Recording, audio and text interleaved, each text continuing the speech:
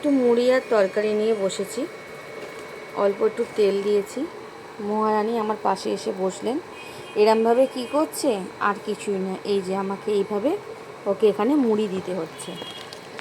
এইভাবে বসে এই মুড়িগুলোকে খাচ্ছে।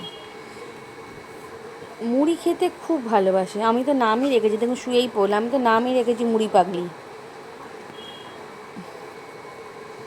মানে আমি ওর জন্যে কিন্তু এখনও মুড়িটা মাখতে পারিনি, কারণ আলুটা মাখা হয়ে গেলে তো ওটা ওকে দিতে পারবো না। আর সবথেকে বেশি মজা লাগে মুড়িগুলো উড়ে উড়ে পালাবে আর ও তাদের পিছনে দৌড়বে। ব্যস্ত করার ভালো উপায়, এইভাবে মুড়ি ছড়িয়ে দাও। সোনা মা। বিকালবেলা চায়ের সাথে বিস্কুটটা চাই, আর সন্ধেবেলা কেউ মুড়ি খেলে মুড়িটা ওর চাই। মুড়ি সন্ধে কেন, যখনই কেউ খাবে ওকে দিতেই হবে, ওটা ও ঠিক আদায় করে নেবে।